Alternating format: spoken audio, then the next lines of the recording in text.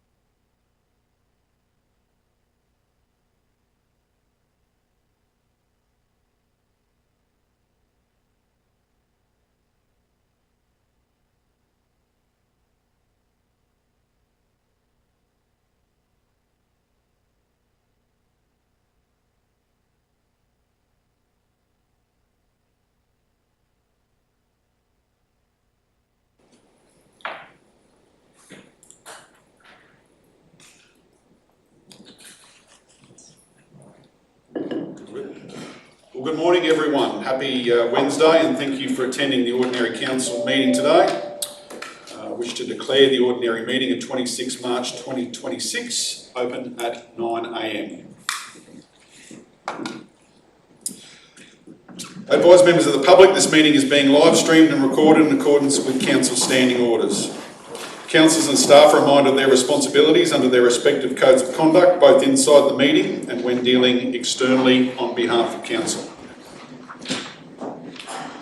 On behalf of Whitsunday Regional Council, I'd like to start by acknowledging the traditional owners of the land on which we meet here today and pay my respects to elders past and present. We recognise their deep enduring connection to country and we extend our respect and gratitude for their wisdom and culture. Welcome councillors, WRC staff, members of the public and the media. Do we have any media? No media. Before we begin, councillors, today I'd like to celebrate a historic win for the Whitsundays. The Queensland Government has officially confirmed that our region will host the sailing events for the 2032 Olympic and Paralympic Games. This is a game-changing opportunity that puts the Whitsundays on the world stage and will deliver long-term economic and tourism benefits for our region. Also note in the release 2032 plan that the Bruce Highway at Gulgenga Plains is listed as a key project, which is an excellent and overdue news as well. Councillors, this achievement didn't happen by chance. It was a result of strong advocacy, clear vision and the unwavering support of our community. I want to acknowledge the hard work that stood behind this push, including the member for Whitsunday, Amanda Cam, our regional sailing fraternity, and all who championed this vision. I'd also like to thank the Christopher Government for including our region in the vision for the 2032 Olympics. But securing this event is just the beginning. Now we must turn our focus to delivering a world-class experience and maximising the legacy benefits for our region. To be successful, I feel we need to work closely with all of our stakeholders, including the Brisbane 2032 Organising Committee, Australian Sailing and all levels of government, to ensure our region gets the infrastructure, funding and support needed to deliver a world-class event. We need to engage our local businesses, tourism operators, sporting organisations and community to prepare for the opportunities ahead, ensuring we leverage this event to drive long-lasting economic growth. As a future Olympic location, we need to create a once-in-a-lifetime vision, an action plan and advocate for long-term investment in sailing marine infrastructure so that the benefits of hosting the Olympics will extend for our whole region right beyond 2032. This is an important moment in our region's history. We are now an Olympic host region and we must make the most of it. I look forward to working with you all to ensure the Whitsundays not only hosts Olympic sailing, but does so in a way that leaves a lasting legacy. Let's make a real go of it. Thank you.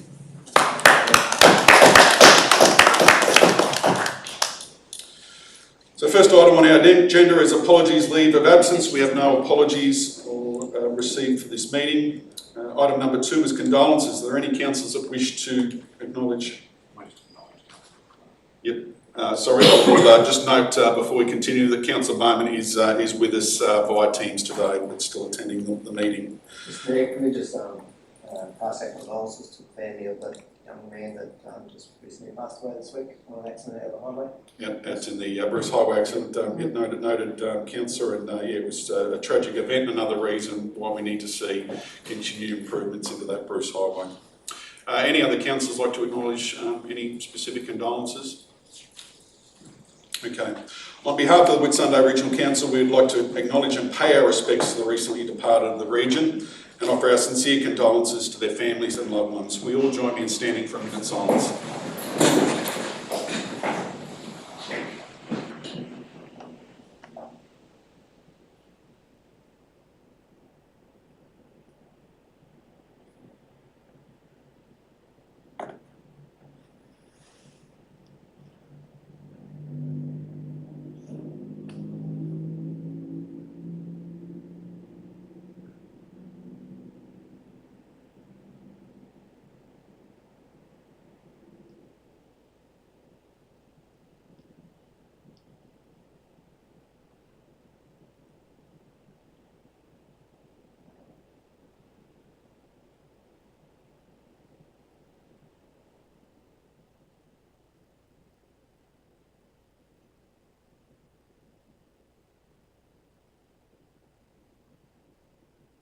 Please be seated, everyone.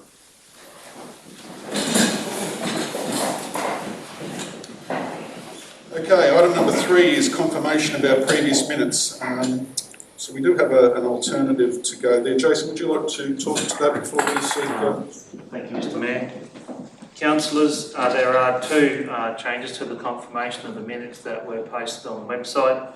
In relation to item 11.7, that resolution was seconded by Mayor Collins, and we had recorded both Councillor Bowman and Councillor Clifford against. We're only recording Councillor Clifford recorded against the motion.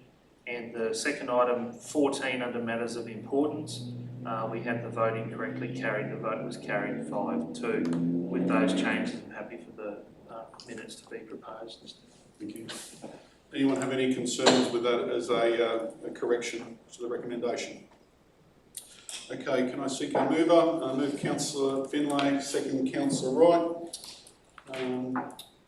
Put to the vote that we adopt the confirmation of minutes with the alternative recommendation. Those in favour? The motion is carried unanimously. Thank you. Okay, item number 4 is business arising. Would any council like to raise any business arising from the prior minutes? Okay, no. So we'll go on to the next item, which is item number 5, mayoral minute. There is no mayoral minute for this meeting. Item number 6, notice of motion. We've received no notice of motion for the meeting. Item number 7, no deputations have been received for the meeting. Item number 8, petitions, questions on notice. Any council have any petitions they would like to bring forward? No petitions received for the meeting. Item number 9 is questions from the public gallery. Mr. CEO, do we have any questions? No questions received for the meeting. Okay, moving on to item number 10, which is our committee's report. So just a couple of things I will note. We did have some late agenda items that came in. So 2 late agenda items at 12.1 being the budget review 2 and 12.2 being the monthly finance report have been added. We'll discuss those items at the end of our officers' reports. So I've this one there, haven't I? So being Late supplementary. Yep. And the additional late agenda item for confidential business being 13.4 water charges assessment, and we'll deal with that through the process of confidential business. I did miss an item there, sorry, item number 10 being the committee's reports, which there were no committee's reports for the meeting.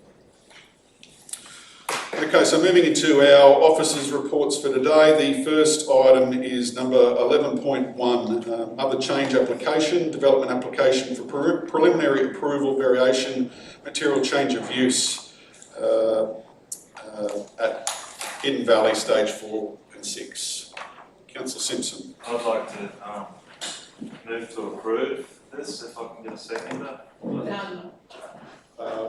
So we've moved to approve through Councillor Simpson, second Councillor Collins. So, have you got what you would like to speak to there? yeah, Matt, have you got the alternative resolution? Put that on the screen.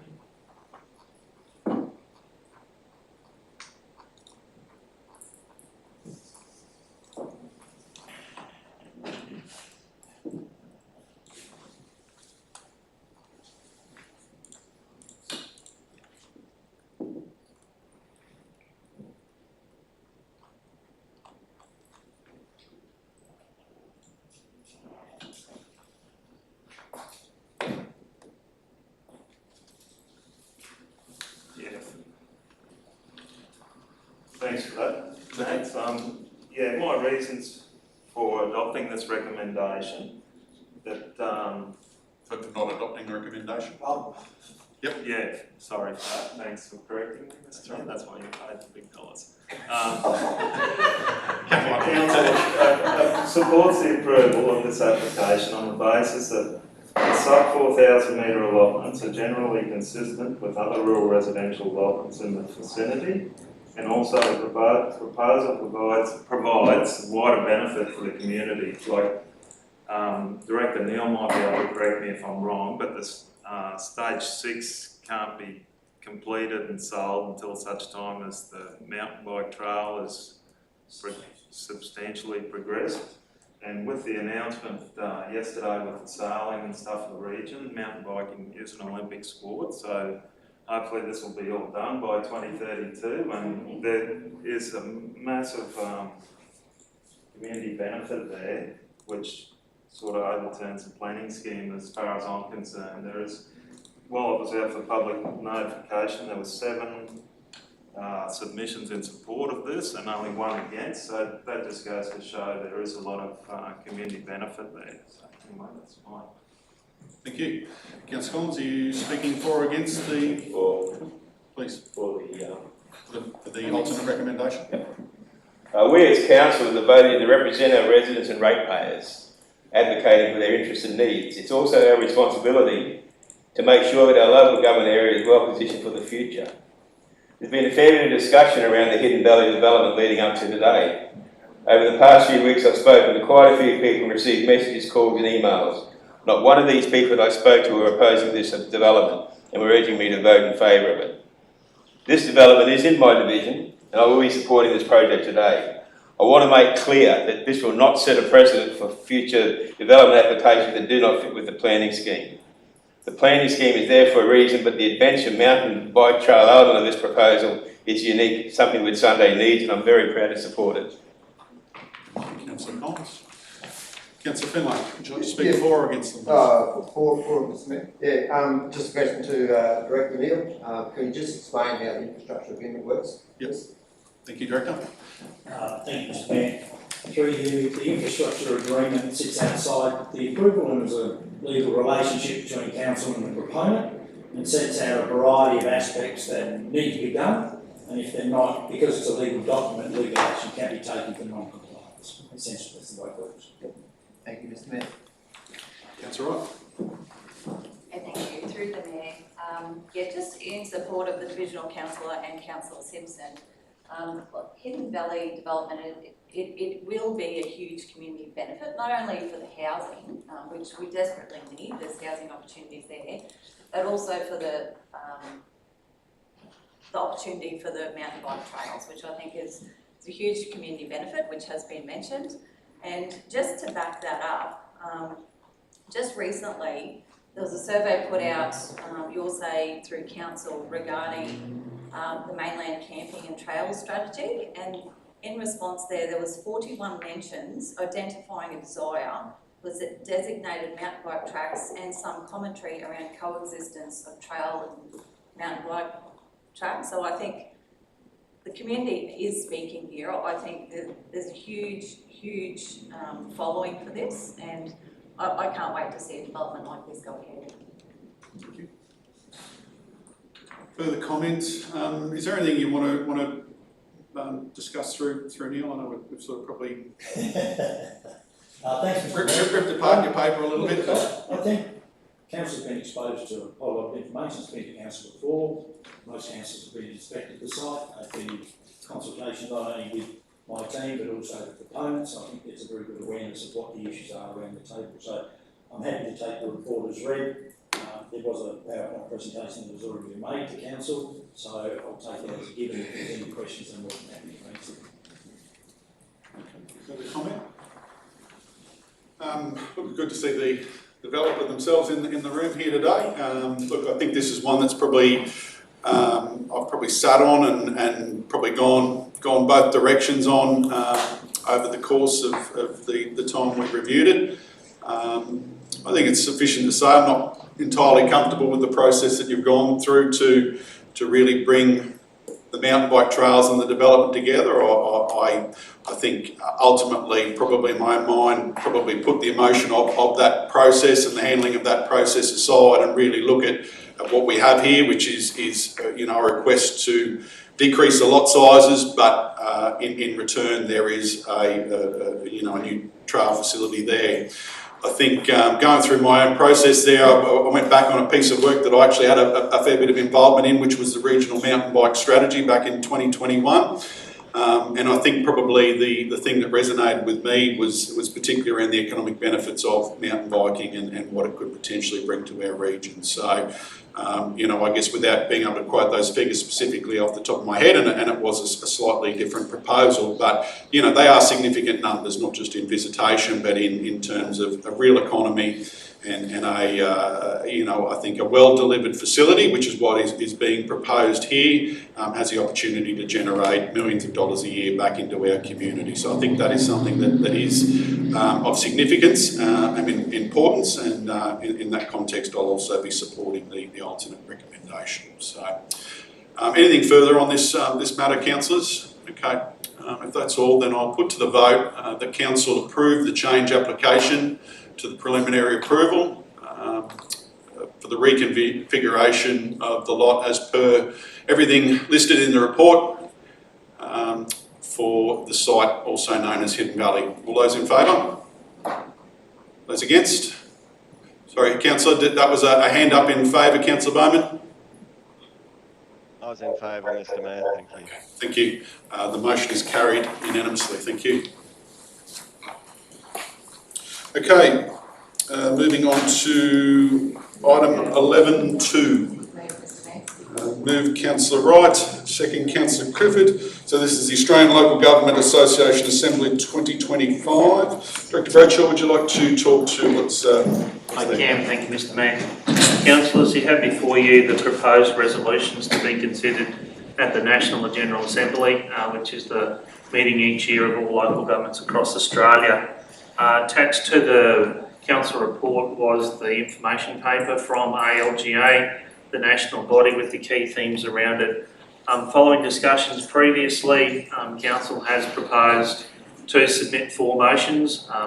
The first one tying particularly to local government historically and its representation as part of the national decision making. So it seeks to return local government to that national cabinet, or what was formerly called the Council of Australian Governments. The second motion seeks to get some clarity around the timing of the financial assistance grants, given that particularly last year the grant was paid in some states in a previous financial year and in other states like Queensland in this financial year, causing a range of financial and accounting challenges around how that grant is reported, most significantly for the 24 financial year, resulting in council achieving an operating deficit as a result of not receiving that grant. I do notice in that motion that there is a typo right in that last sentence. It should be that it is resolved to allow councils to adequately plan and budget for these funds. Motion number 3 talks about seeking some clarity around what was a national reinsurance scheme, particularly around cyclone and flood, and it's trying to get that clarity around, what those schemes are providing and whether or not the significant benefits actually being realised from the original intent of that scheme, with a focus around the flood reinsurance pool. And the final motion is really about trying to seek to navigate a national approach around PFAS and its management going forward. We acknowledge the work that's been done by the LGAQ to date in relation to that particular environmental concern. This seeks to broadly establish, I suppose, clearer principles from a national guidance perspective from the Australian Government. Those motions will be considered at the conference, subject to Council's confirmation and supporting them this time round. Happy to take questions, Mr Mayor. Thank you, Director. Councillors, any questions, or would like to make a comment regarding the motions being put forward? Okay. The motion that, you just pull that down for me a little bit, please. Yep. The motion that council submit the 4 motions listed in the report to the Australian Local Government Association National General Assembly for consideration. I'll put to the vote. Those in favour? I'm in favour, Mr Mayor. Thank you. The motion is carried unanimously. Thank you. Okay, moving on to item 11.3, the Collinsville Community Hub. Move Councillor Wright, and I'll second this motion. Director Hagee, would you like to speak to this report? Thanks, Mr. Mayor. I'll just come forward.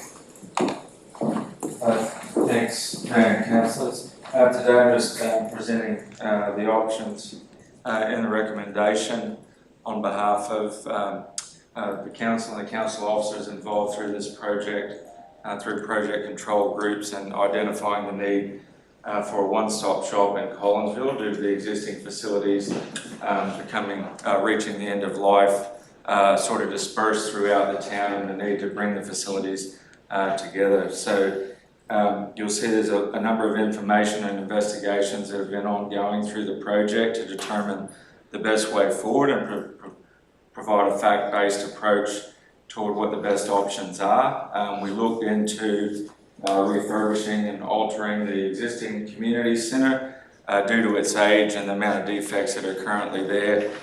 It was deemed to be sort of cost prohibitive.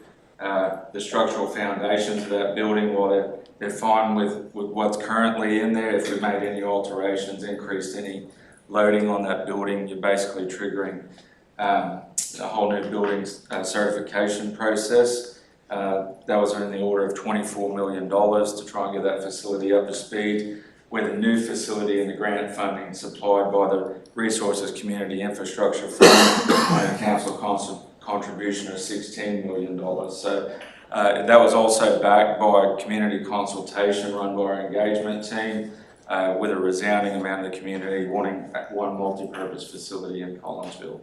Mr. Mayor, that's a brief overview and summation. I'm happy to take any questions. Speak to this, Councillor. Thank you, Mr. Mayor.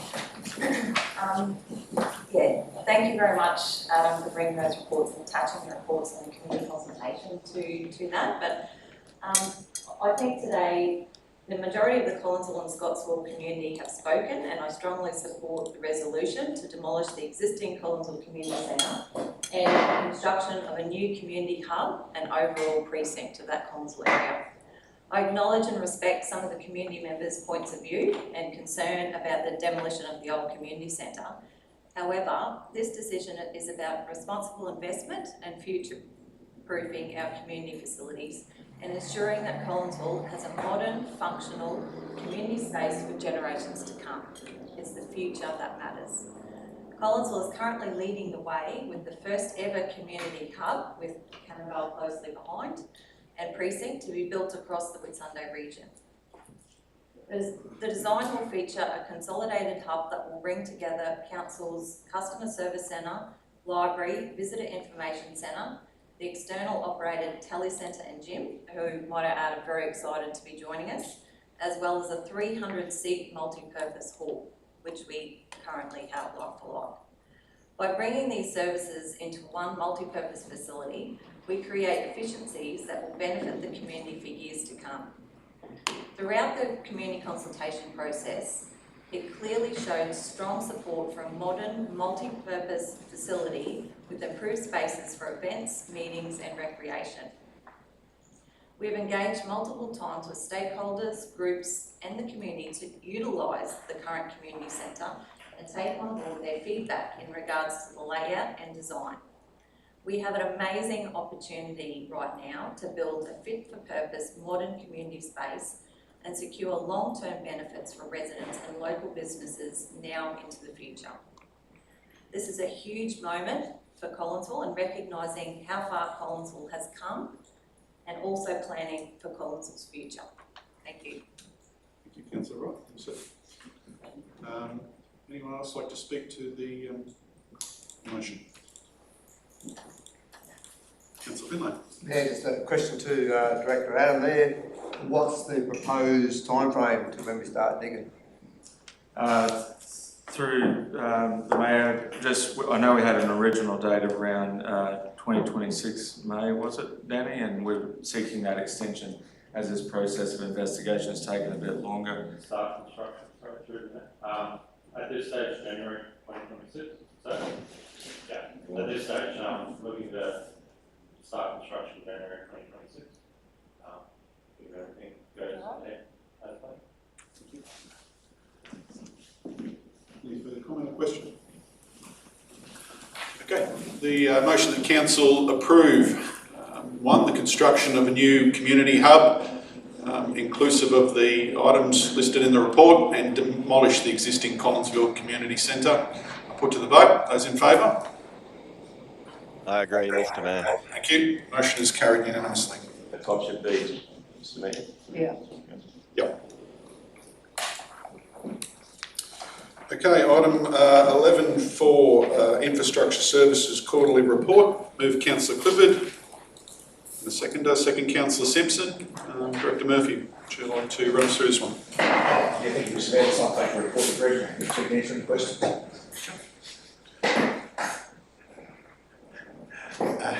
Questions or comments, councillors?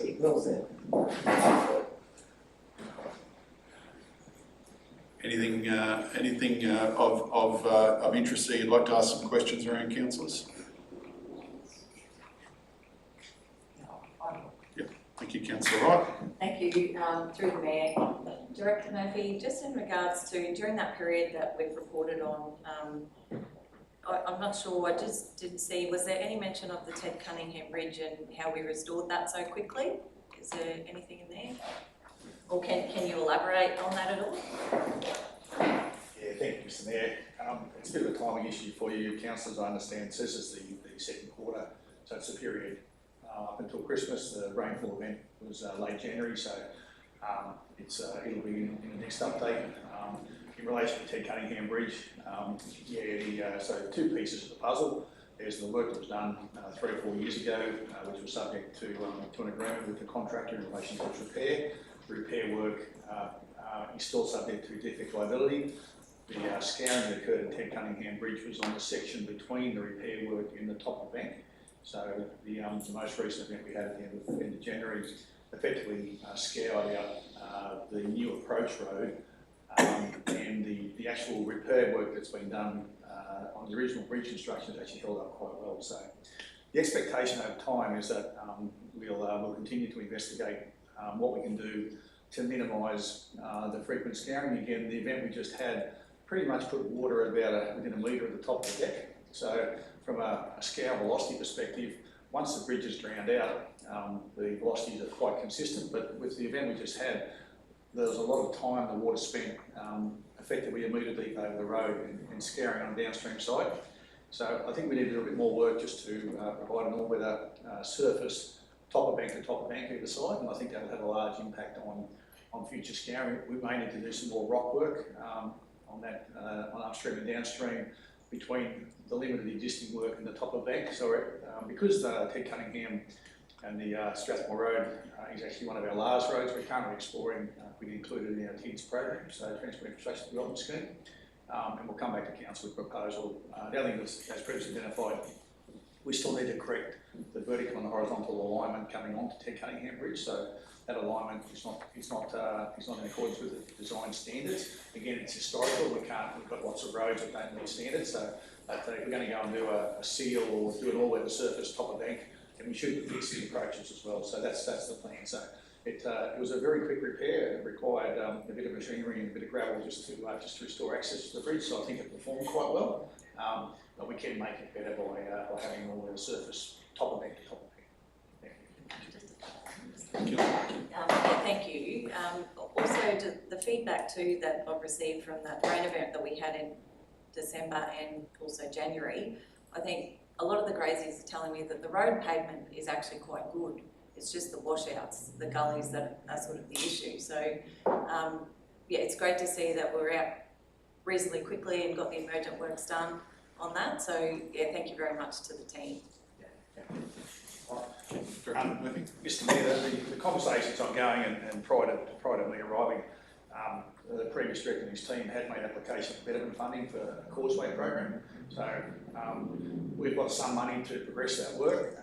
I think what it shows is that with a lot of our network, if we can actually put a culvert or even stabilise a causeway or a concrete causeway, after most events, that's actually no damage we've got to deal with. And so if we can continue to invest in improvements to our unsealed road network and just deal with the places where water crosses the road, I think over time, we're going to have a significant impact on the trafficability of our roads with events. The other thing is we still need to do a bit of work because often when we're repairing roads, if we're just going back and doing 100 mil gravel overlay, we need to make sure that we actually box out over the top of these waterways. So just that clarity of instruction to our contractors and to our own staff to make sure that we box out and don't raise the level of the causeway. So when it cuts out, it cuts down to the old bedrock level. Instead of it being 100 or deep, it's still open at 300 and 400 as we keep on adding material after the event. So a bit of work to be done in that space. Councillor Finlay. Mr Mayor, and thanks for the update on the roads, and after all that rain, we've still got more to come, I guess. The roads are holding up pretty well. But anyway, I don't want to talk about roads, I want to talk about waste today. And I know our manager, Jared, he's not here today, so unfortunately we'll have to get the words of wisdom from Director Gary here. Just on the Let's Get It Sorted program, Mr Mayor, it's great, we're doing great publicity on that. Just a question, and because it's always a bit contentious which plastic containers you can put in your bin and which ones you are not to put in your bin. However, if you do accidentally put something in your recycle bin that's not recyclable, I guess that gets sorted out down in the down there. It doesn't contaminate the whole rest of the road. So thank you for your question, Councillor Finlay. So what normally happens is most of those have optical sorters and they have air knives, so they're actually able to, as long as the contamination levels are not excessive, they're able to pretty accurately separate out. The problem is if we get to a point of excessive levels of contamination and excessive work for the recycling facility, the MRF, the materials resource facility, there can be penalties under contracts to actually pay for the impact. And also, if we send stuff to a MRF and their expectation is that 99% of it's recyclable, and we get to 80%, 70%, 60%, then a high proportion of that waste has got to go into landfill, and therefore the premium will increase for our product because the processor of our recyclable capable recyclable is actually got to manage it. So the preference is just to continue to educate and get everyone making sure they're putting the right stuff in our yellow bins, but a small amount of contamination does happen just because the majority of the population is clear, but there are some parts of the population that don't know what is and isn't recyclable. Thanks, Mr. Mayor. Second part of the question, and that's great, because I think everyone's trying to do the right thing, and obviously our yellow bins are overflowing by the second collection day of their bin, which is a good thing.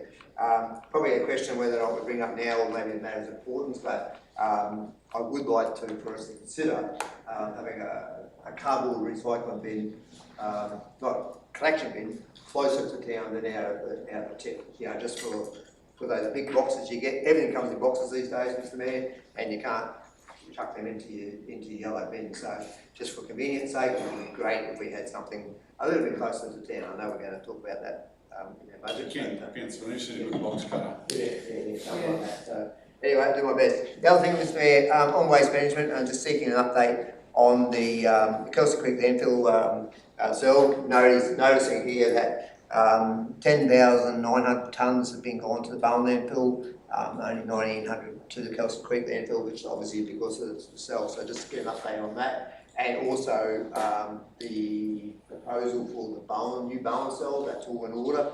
And then also noting that in our presentation later on today, in our briefing session, there's a considerable amount of money you're getting spent on our waste in the future years. So I can't quite remember the figure, Director, but it was in the order of $21 million there, so significant factor in that. So if I just get a couple of questions. Director, you thought you were going to get off easy today, didn't you? Yeah, okay. Is there a lesson learned there somewhere? I'm going to try and break it down. So first question I think was in relation to can we have a cardboard recycling facility? It's not uncommon for urban centres where your waste facility is a couple of kilometres distant to your CBD to provide a facility where cardboard only can be provided by business houses.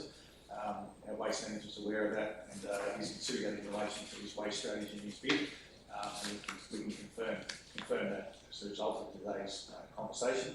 That's the first one. In relation to the progress of, the other question is you mentioned our recycling bins, and they may be getting full again. I actually need to do a bit of work and just check and make sure, because normally you would have a 360 litre bin option. So that's quite common because actually you should move to a place where you can get away with a very small residual waste in a digestible waste bin. So if you've got photo plus recycling plus residual waste, often move to a 360 litre yellow bin, so I'll ask the waste manager to explore that and have a look at our waste contract and see what it provides for, but it's quite common.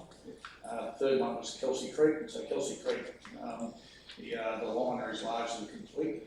There were some issues with some water damage or water ingress into the general liner that the contractor was rectifying.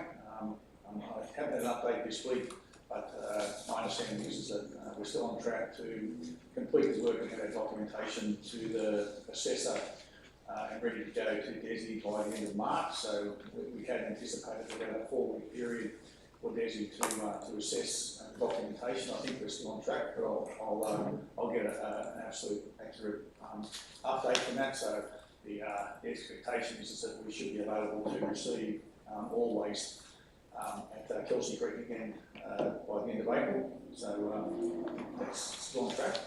And the last question was how we're going with preparing. So again, we brought forward the pre-construction activities for Darwin. That work's progressing with the capital delivery team and the waste manager. So we get the documentation, get the specification done, get the design done with a view to starting work very early in the new year. So the expectation is that the next Bowen landfill will be available by the end of 2025. End of 25. Yeah, right. Yeah. That's very good. But that's about the timing, because we need to make sure that we've got capacity. And also, just remind councillors that all of our assessments of capacity has been based on not having an event. So the rate of transfer. So that's why we need to give ourselves some freeboard. So having Kelsey Creek and having Bowen sell two available to us gives us that freeboard. Then we can actually get stuck into our waste strategy and actually think about what we need to do in the future, because we need to give ourselves a couple of years of grace. We always have at least 2 years of grace with self-construction. Question, Councillor Clifford? Yeah, thank you. Through you, Mr Mayor, to the Director. Water. Can you please explain to me what's the difference between a water main broken and an unplanned outage? It just sort of seems weird. I mean, if the water main's broken, then surely to God there's no water going through it. And so why is it all cut into different little... It's confused me. Thank you for your question, Councillor. I'll have to actually go and check, because there'll be words that describe it, but not every break, I guess, leads to an unplanned outage. So sometimes we can have a break and we might leave it for a week because the rate of leakage is not significant, and we can come and fix it, which makes it a planned body of work, not an unplanned body of work. So we might have a leaking collar, for example, on a water main, and if we know it's leaking and we're going to plan to fix it in 4 weeks' time, it could be quite a complex fix. Then it's not an unplanned outage; it's a planned outage. So I think that's how we break the data down. But I might be best to take it on notice before I dig a very big hole for myself and come back with really accurate data. That would be really, really good. Because I just find it very confusing. You know, water service broken leaking. There's, in Bowen there were 53, at Coastal there were 60. Yeah, are they like domestic type things, or are they our system? I'm happy for take it on notice and come back, but just seems an awful lot of water going. Yeah, so through you, Mayor, I think the data is reflective of the whole scheme. But how it actually fits into the definitions. I think what I'll do is just provide information in relation to what meets the definition for each of the types of. That would be very helpful. It's not intended to confuse. It's more about trying to keep accurate data for our drinking water quality management plan and our swim reporting. So again, with the state reporting to DESI, we call it swim. In effect, it's just the mandatory reporting by the state. The swim data is the state water management system. It's just a platform by which we can record and measure and monitor to meet the state's requirements. And so the way we break it down is intended to give us the data so we actually meet our reporting requirements as well. Thank you. It would just be handy if we knew what. But it's definitely not designed to confuse. Anyone else have another question for Director Murphy? Okay. You're right, Councillor Bowman. I'm good, thank you, Mr. Mayor. Okay, the motion that council receive the Infrastructure Services Quarterly Report for Quarter 2, 24-25. I'll put to the vote. Those in favour? I'm in favour. Motion is carried unanimously. Okay, item 11.5, Commercial Businesses Quarterly Report, October-December 24. Move Councillor Finlay, second Councillor Clifford. Director Turner, I want to consider how you frame your preamble. Thank you, Mr. Mayor. I'll take some notice of Gary and I'll be doing the opposite.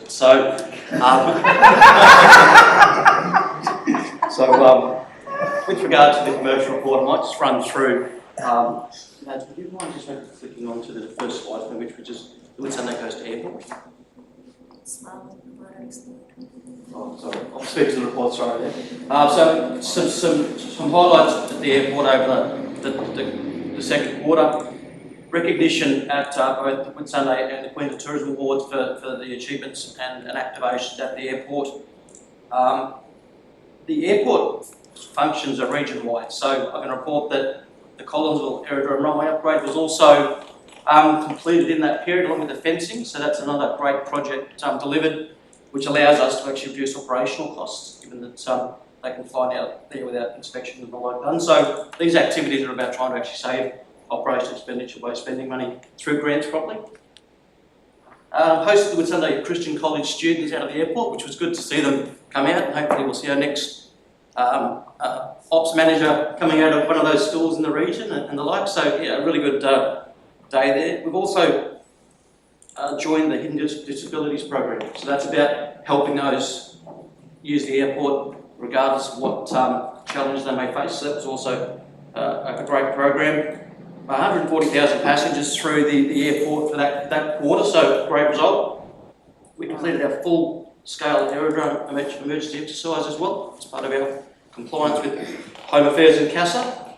And over 10 tonne of freight went through the freight distribution centre, which is obviously helping our producers and our farmers and fishers get their produce to market in better condition, which we expect will then provide a better sale price, revenue for the airport and revenue for the airlines.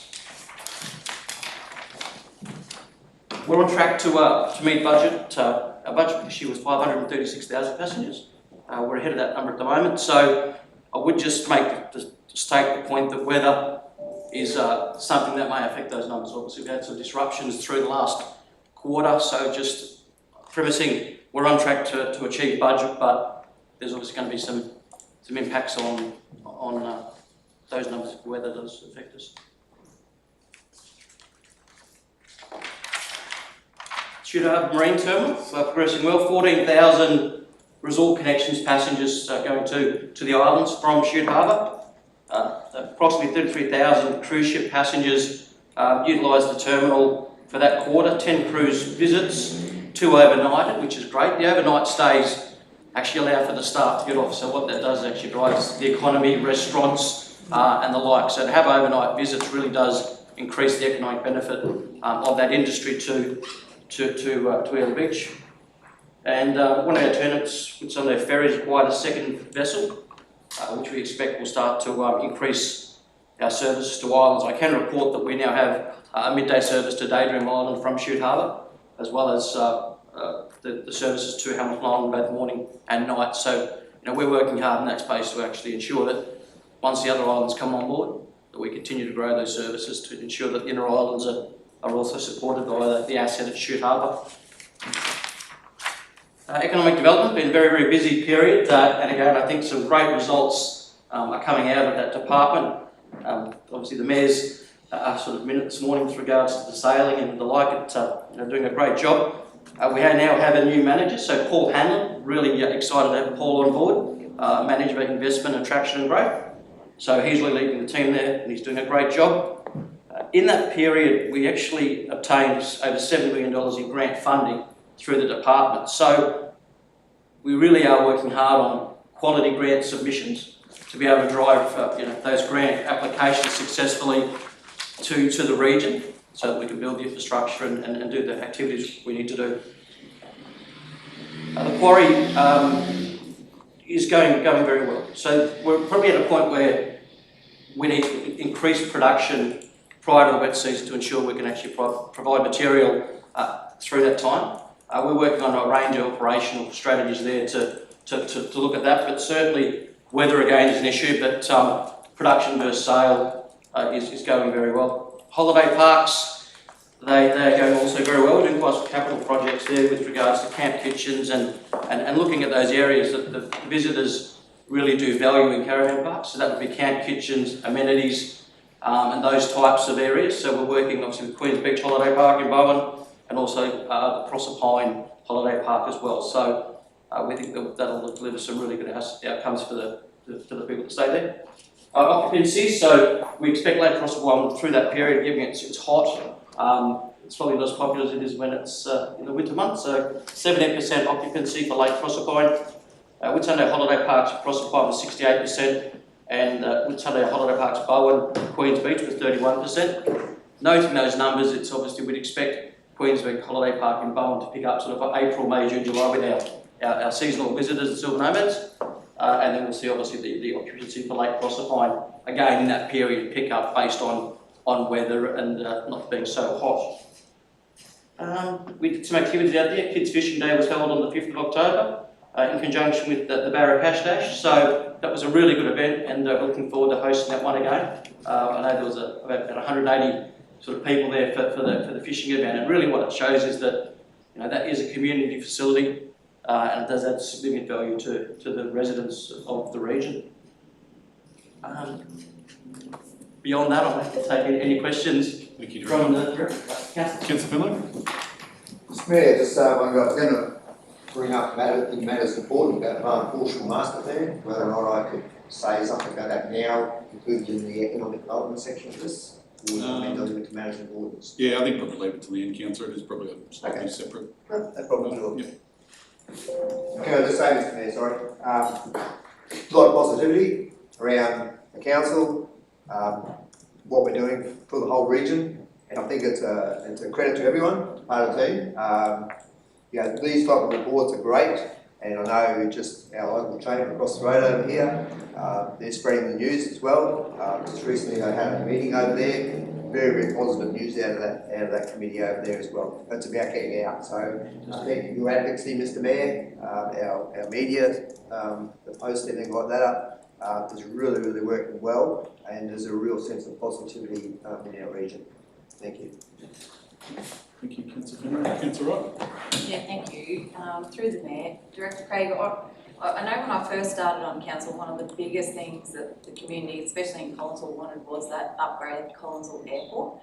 So I think in that time, I think the team has delivered sealing of the apron, the runway and fencing, and obviously soon to be lighting. So it's great to see that these projects, even though they take time, we are slowly ticking away and bringing the Collinsville Airport up to speed with the other airports across the region.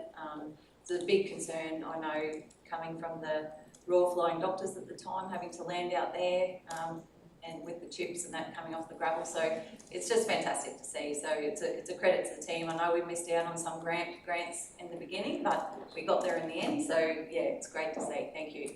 That's all right. Councillor Simpson? Yeah, thanks, Mr Mayor. Good job, Craig. I realise this is the second quarter and everything was pretty rosy back then, and the numbers might drop off a little bit in this quarter, but congratulations. Like, as we all know, Craig's such a positive person with an attitude. Now he's got another... He's got an attitude, I love it. Craig's a bit of a Get that on there. Craig comes from my side of the fence, whereas he hasn't grown up in local government all of his life, and I really support his attitude, and now fulfilling Paul's position in the ED department, and it just goes to show full of grant funding, and I can't help but to give it a plug. I know the Mayor's working hard on it behind the scenes, but our master plan for the airport, I think now's the time. We've got the federal election, we really need to hit hard and go hard, so thanks. Sorry to the Mayor. Did you want to respond? I just reply actually to Councillor Wright's comments about the airport, and that is that we have a regional focus when it comes to our airport assets. People think it's Sunday Coast Airport, but we have 3 other airports that are important for varying reasons. Royal Flying Doctors, emergency medicals, you've got mining. So, these projects, you're right, are very important. and to deliver equitable standards around aviation across the region is certainly a focus of ours. Give you a public compliment, Craig. I think when you look at the sum of the parts there, and look, even though my time with council's only been relatively brief, when you look at each one of those elements, there's some really good progress there. And I've been to events in Shute Harbour recently. I've been through the airport multiple times, and these are activated sites. There's things not just happening but progressing, which is really good to see. And I think particularly, as you mentioned, Paul's come into the economic development team, so I think everything's going really well. I think even some small things, I think that I don't think there's been any direction given to you on, but the one I'll point out is the Hidden Disabilities Program, which is obviously something that you've decided to initiate. I think little things like that can have a big impact. I think I could think of at least half a dozen times since I've come in where I've had a conversation with a resident around accessibility in our region, and I think it's something we need to consider in master planning and different things, making sure that our spaces and places are more accessible to particularly people with disabilities. And I think you add in, I don't like to go out again, we're not just holding an Olympics here, we're holding up a Paralympics as well. So, I think little initiatives like that really do add quite a bit of value. So, well done to you and your team. Thank you, Mr Mayor. And that program was initiated, thought up, and then researched by one of our staff, that was Mary Ann. So the team is looking at how they can actually improve. So everyone's got fresh eyes and seeing what we can do to really make those assets friendly to all consumers. Thank you. Thank you. Any further councillors? Councillor Bowman, anything to add? No? Okay. All right, the motion to council endorse the Commercial Business Director Quarterly Report for October to December 2024. I put to the vote. Those in favour? I'm in favour. Thank you. The motion is carried unanimously. Okay, item 11.6, donation request, Bowen Seagulls Rugby League. Just a question to the CEO. Just wondering if there's been any changes in advice as far as support and interests in this. As you know, I do work in an accounting firm, and I do live in the Bowen community, and we've got lots of contacts with every organisation in the town. And it is a little disappointing that I can't be involved in some of these matters where I am. I don't own the accounting firm, I'm just an employee, and I get a pay packet. And but I just asked the CEO if there's been any change in the thoughts or the legal advice as far as prescribing how to declare conflict of interest. CEO, would you like to respond? Mr Mayor, at this stage there's been no change to the legislation in relation to it, and we're continuing to seek advice in relation to it. I am aware that the new government is looking at the whole of the system, and there's a review going on. We expect to see some outcomes from that. That may change it at this point. If there was deemed to be a conflict, then unfortunately at this stage leaving the room is the best option available to you. Thank you, Mr Mayor. I just send my support to all the organisations in the whole of the region. And look, I think we take your point, councillor, that you're elected on the basis that you have a presence in the community, that you're connected to your community, and in small communities those things cross over. And I think just because there is a business relationship doesn't mean that it's going to conflict your decision. And I think that's exactly. Anyway.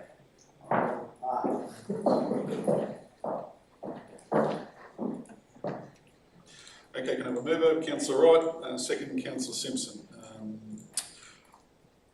Manager Scott, you're sitting in the chair today. I'm happy to talk to this one. Yep, sure. Good morning, councillors, Mayor, CEO. So the purpose of this report is to seek approval for 3 donations to Seagulls Rugby League Club. So 3 donations amount to around $19,000. There's been a little bit of a delay in these applications. The Seagulls Rugby League Club has now signed their lease, and now they're eligible for these donations. So $19,000 is a lot of money for the club, and these funds will go towards providing a vital piece of community infrastructure and important piece of infrastructure for the community. Thank you, Scott. Councillor Wright.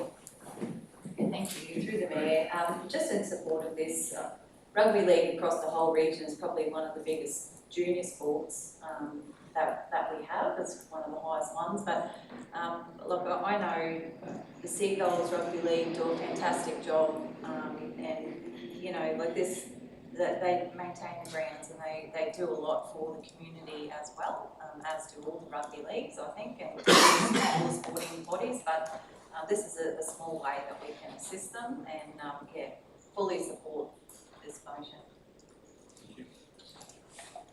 Director Bradshaw, would you like to speak to? Thank you. I might just make a comment in support of Acting Director of the report.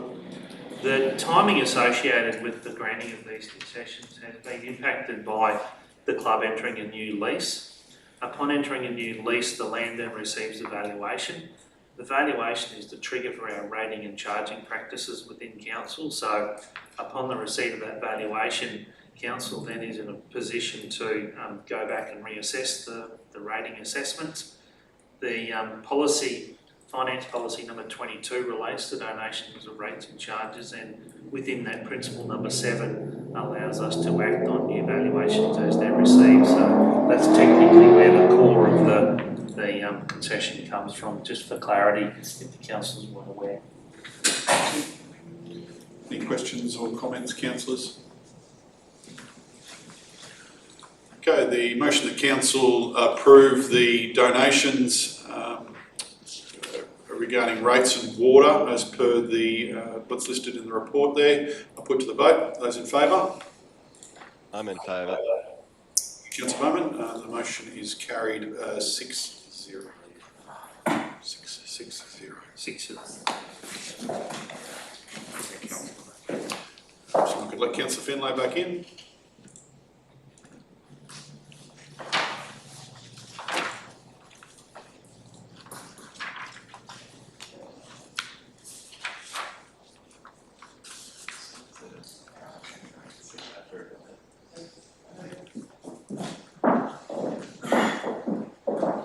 Councillor, item 11.6 was carried.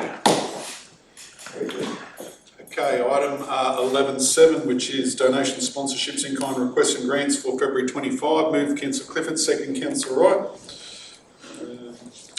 Manager Hardy, would you like to say anything on this one, or are you happy for it just to be read? Second to be read. Yeah, okay, do we have any questions on this report? Everyone's comfortable? Okay, anyone want to speak to it at all? Happy to move through? Okay, the motion that council note the financial support across a range of categories there. As per the report, I put to the vote. Those in favour? I approve. Motion is carried unanimously. Thank you. Okay, so now we'll move to the first of our late report items, which is the 12.1 budget review 2. Is that up there? Okay, I have a mover, please. Move Councillor Wright, second Councillor Finlay. Director Jason, would you like to speak to this one? Yes, thank you, Mr. Mayor. Councillors, apologies first of all for the lateness of the report. There was a number of competing priorities in getting this matter brought forward. We had previously briefed Council at a workshop session, but there certainly have been changes in the position that I'll talk to. I also note there are some typo errors in the report where some references are relating to tables and figures aren't shown correctly. That will be corrected as that information comes forward. Essentially, Budget Review 2 looks at the performance of the Council and the organisation for the period up to the half year, and it seeks to forecast what that financial position will look like as we head to June 2025. We are forecasting an increasing operating deficit, so Budget Review 1 obviously moved the budget into a deficit position, primarily due to the timing of the financial assistance grant, part 1, but also the fact that that grant had been significantly reduced to the tune of $1 million from Council. As we move forward, the potential for a third budget review does exist, but we are forecasting that works that we had forecast at the start of the budget year in relation to capital planning for projects that is well underway would be funded from operational cash reserves from prior years, so essentially coming out of what is the retained surplus of the organisation, and we're foreshadowing that as part of the recommendations contained in this report. The budget deficit will move to $1.77 million for the financial year. This position is anticipated to be a one-off event for the 24-25 financial year, and we are well underway with the budget position and planning for the 2025-26 financial year. There are a number of statements that are represented in the budget review, and I'll talk to those in a level of detail. The first part of the recommendation predominantly is in relation to the operating budget, but the second part of that recommendation is about essentially rearranging the funding for how the capital project are funded through the budget process, and I'll talk to some amendments in total to that overall budget program. So with the forecast deficit, there have been obviously increases and decreases throughout a number of areas of council. So at the highest level in attachment number 1, you'll see a revenue change of about $421,000. So a revised budget revenue position of almost $166 million, and then an expense of $167.7 million. Movements upward in revenue and movements upward in expenditure, and a net position driven by a range of factors that are referenced inside the report there. Those changes do relate in rates and charges and in interest income in terms of some of those numbers in there, referencing that the good spend on the capital program, which I'll reference in the next monthly report, is actually reducing the cash balance. As a result of that, the interest revenue is reducing for the year, but that's also coupled to the current interest rate cycle that we're moving through at the moment. There are also increases in expenses throughout the organisation, and we've been trying very hard to manage those, particularly the impacts around labour for the organisation. You'll see a significant change in relation to the materials and services, and part of that is about adjusting for the efficiencies to be achieved through the budget year in relation to the materials and services, and exhausting that efficiency through budget review too. The tables simply articulate that current position of where we're at, and on page 270 of the agenda you do see the movements through the structure of the organisation, but as we're starting to focus more on the functions, we'll try and improve that reporting, but you will see the increase in deficit there. Table 5 on page 271 talks to essentially what those capital movements are. So the capital program, including the works on remediation, will decrease to $91.75 million for the current financial year, predominantly funded by internal funding of almost $50 million, and then external funding of just under $39 million. Those movements do come as a result of the work being done through the management framework, the project management framework. So you'll see reductions and increases in movements between the years, driven by the status of the project, which is monitored through the Capital Delivery Directorate of Council as well. In relation to what the forward forecasts represent, you can see that the sustainability indicators do stay within bounds outside of the operating surplus, which again references an operating deficit. The movements have been reflected and are forecast across the 10 years as part of our requirement through a budget and a budget review process. We are to forecast a long-term financial forecast. In there it does seek to show through the forward estimates that a surplus budget is retained as we move forward, and certainly the later years 7 and onwards, the detail is based around our current and best estimates at this point in time. We have also attached to the report an amended capital project listing that reflects the current understood position of those projects and those deliveries. Mr Mayor, there is a level of detail in there. I'm happy to take other questions if the councillors want some further explanation on that, but it does outline what's a forecast position between now and 30 June 2025. Okay, thanks, Mr. Mayor, and thanks, Jason, and the team for the work involved with having to do a budget review and put all these reports together. I know what it before and know what it takes. So, a couple of questions. I think, Mr. Mayor, it's worthwhile noting that with our depreciation figures that we given the budget, they significantly increased from the years before, and I think the bulk of the increase was in respect to our roads area. Which is a great thing, because we've got to remember that we're actually pouring more money into the roads budget for the for the renewal and upgrading of our road network infrastructure. So that's a great investment for council to do such a thing, and when you see that money going into there, that's a great thing for the budget. I know it puts constraints on our rates and things like that, but I like to see that money get spent where it's getting put to. So that's a positive thing on the depreciation.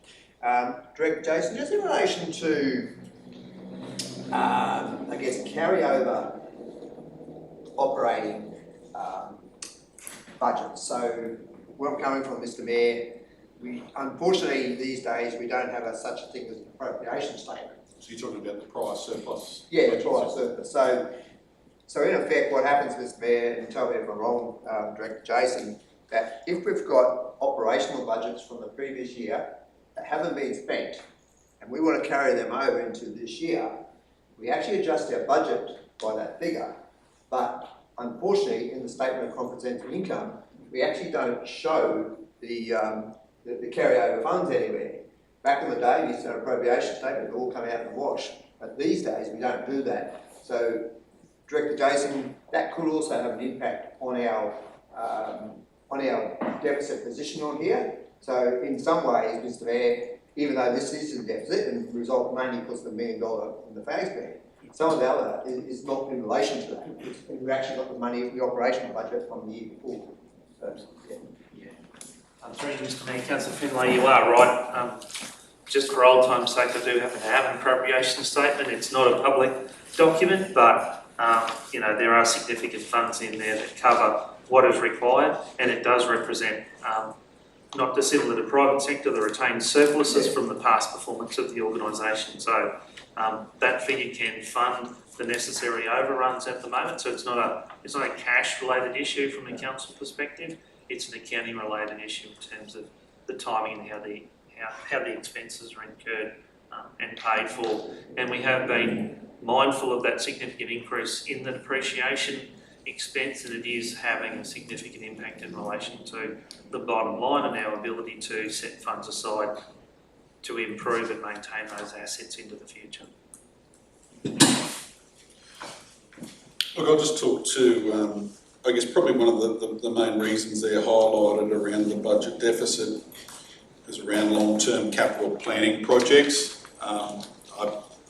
As much as the deficit seemed negative, I think that's a good thing, and it's probably something we haven't done enough of historically. So I think to be spending the money to develop those long-term network plans and master plans for our region and really set that trajectory on where we want to spend our money and really do better planning around how we spend our money, particularly around our capital program in the future, is a good thing. And I think, obviously, if we hadn't been retaining surpluses and monies over time, it would be a different story. But I think, I think it's if you're looking for things to spend your money on, that's up there with the best. Yes.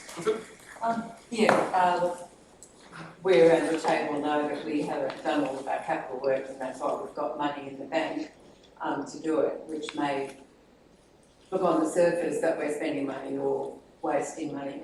Could the director possibly explain how come we've got money in the bank but we haven't done certain works, so we haven't replaced critical infrastructure over the past few years?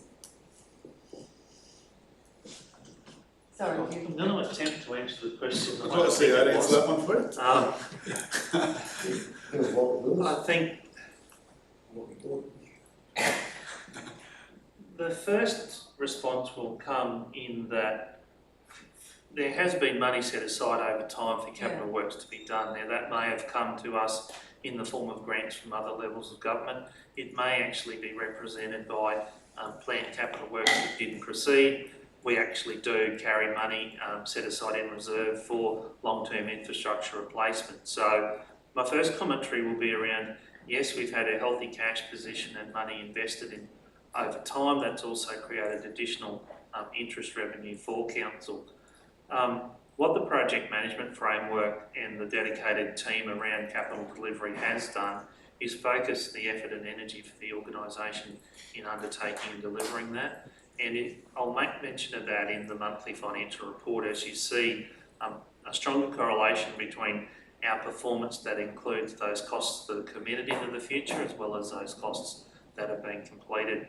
The council has had quite an elevated program of capital delivery since the 2017 weather event, and that elevated performance has also been driven in part by the reconstruction efforts through federal government DRFA funding. Some of that cash is paid in advance, some of it's paid on performance and completion, but what it has done through the reconstruction efforts is maintained a capital delivery and capital program far in excess of what would be normalised from a local government that doesn't receive impacts from weather events. So our ordinary capital capacity is probably somewhere around 60% of the programs that we're delivering. So even around that number being, $90 to $100 million as it is now, it's probably a good 40% over where a normalised program would be. So there hasn't necessarily been a normalised year since 2017 as well, with the weather events continuing in one form or another. We also have, as explained by the Mayor, started forecasting what some of that work will look like into the future through master planning activities, and we also have funding in the wings for some key projects that will also certainly need additional funding as we move forward. So part of the response is it's a timing issue. Sometimes we get the money in advance of construction. There has been that elevated level of construction activity, and I know that the capital program will forecast continued high levels of activity as well. So it's likely to be another period of years before we might normalise into activity, and you'll see some of that in the forward estimates as that work sort of plateaus, and then we might seek to normalise what a new delivery program might look like. So it doesn't necessarily represent funds not being spent, it's funds just not spent at that point in time.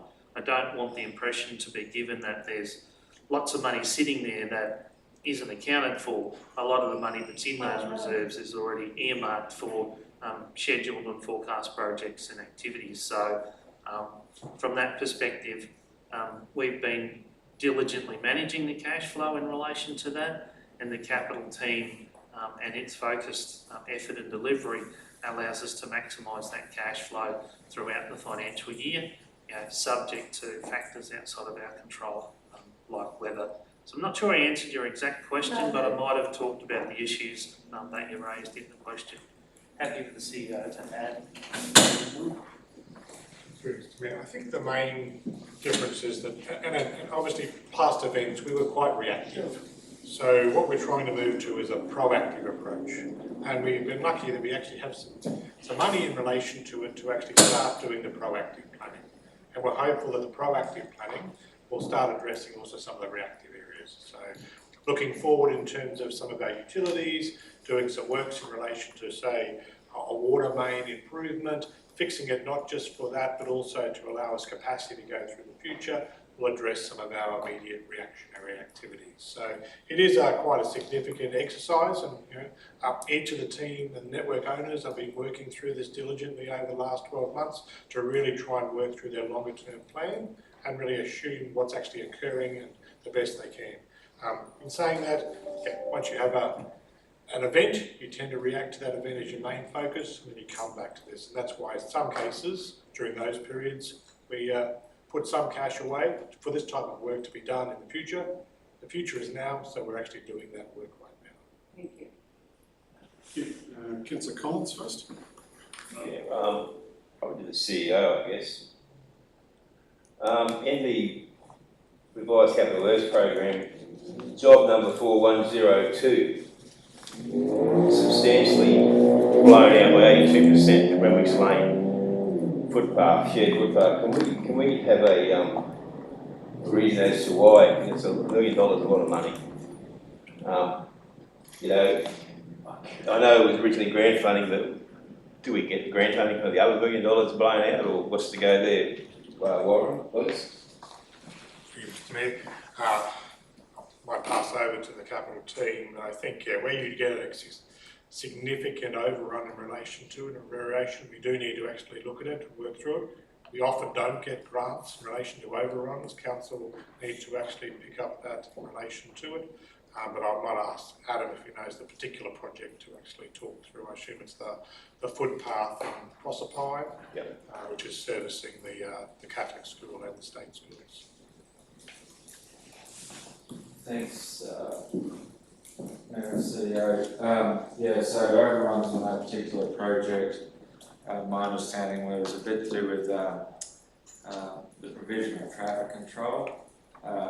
Lessons learned process going through that. That's just one element of the overrun, is to ensure in the future that the contract for traffic control is tendered at the same time as the works. And that was also a job where there was a hybrid model of council staff and contractors there. So happy for the manager of capital program to answer questions in our session today about our capital delivery arm as to more detail, but I do know that lessons learned processes evolved on that, and there are definitely things that can be done better. In saying that, we've got a large capital program, some 200 projects right across the board, so the chance of every project of that quantum going absolutely 100% and staying on budget is low, but I'm happy to say the majority of the projects these days are managed pretty well, but we do get the odd few handful within the capital program that have issues, and our main aim is to learn from those and do it better so it doesn't happen again. Thanks. Councillor Mr. Mayor, speaking of Councillor Jansen here, and I think I sort of know where Dan's going from here. So in particular, water and sewage mains, and I guess what we want to ensure, Mr. Mayor, is that, and I know we've got the total amount of the works budget is huge, right? But there's a lot of different components of that. And to me, the crucial infrastructure of it is their water, sewage and the roads. And what, I haven't studied the full update on the reports for water and sewage and all those type of things, but what I'm hoping for is that we are spending our money on our water and sewage mains every year.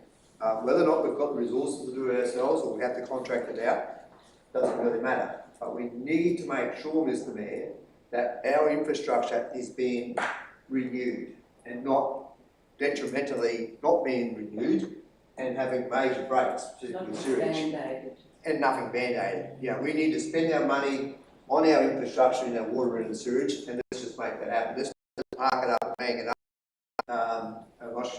So let's get it. We had a major issue with a sewage manhole in George Street just recently, where the sewage overflowed out of the manhole and went into the person's yard and however. And thanks very much to Troy and the team to fixing it. And just talking to Troy this morning on that, they actually going to replace some of the main and redirect some of it, because some major sewage lines going through that particular property.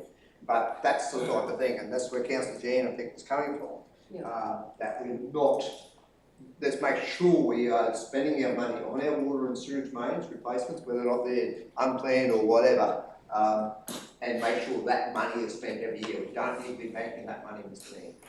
Thank you, Councillor. Councillor Clifford. Thank you, Mr. Mayor.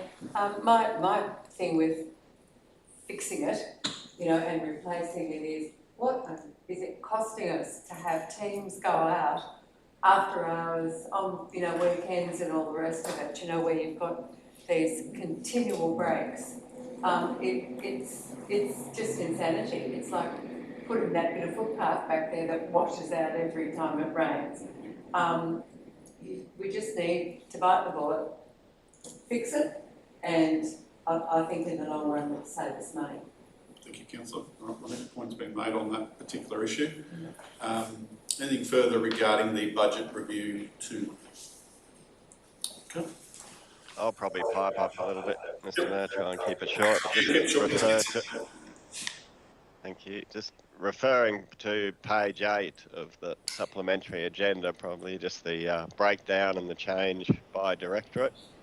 Just that, you know, there's a number of directorates that are doing this within budget, and some that are flagged. I don't like red numbers. I think it's a slippery slope, but I certainly agree we need to invest and spend money to improve the processes and outcomes. But I think seeing there, luckily Scott's in the room, Community Services has taken a big hit to try and offset that deficit. I had to read this report to find out Cannavale Lake dredging's been bumped out of the financial year again. I think that after being raised, it got into the June 2023 operational plan. So here we'll be on 2 years, I guess, since it was actually put into an operational plan, and be trying to continue to get that job done, but it does come down to prioritisation. I think the houses around there that are concerned with flooding when there's not the volume required there, they probably see it as a priority for them. But my question would really be just relative to those 3 departments, the Office of the Mayor and the CEO, corporate services and commercial businesses, if we feel it's warranted just for them to speak to the investment and the return on investment we're getting out of those red numbers in this budget review. Thanks. I'd like to speak to just probably I guess a key point in each one of them. What's been that driver? Or I'll just get Jason to run through them, and then each of us can talk. Yeah, I think probably just the key driver for each of those areas. Jason, Mike. Look, there is a level of detail there, Councillor Bowman, that probably needs further discussion outside of the council chamber. The significant driver, certainly underneath corporate services, has been dealing with the efficiency dividend that had been loaded in against each of the budget areas, and being able to work that out in relation to our materials and services, and that was a significant number. Some of the other changes in rearranges actually have valid forecasting in there, so I know that when we get to budget review 3 and we have some more certainty around the performance of some of our business activities, you're likely to see some significant changes in relation to their performance. And in relation to the broader governance expenses for the organisation, there are often, you know, one-off transactions in there that may have an impact. And without talking in a level of detail, happy to forecast that and demonstrate that to council in a future workshop, Mr. Mayor. Thank you. Councillor Finlay. Mr. Mayor, thanks Councillor Clay for bringing that to attention, and it just raises one thing. Mr. Mayor, I would like to add something to the motion, and to include something back in there. It's to do with beach erosion control. We've got an issue down at Kings Beach, our Blue Water Parade, it's in Rose Bay there, and consistently we're getting compounded by the high tides.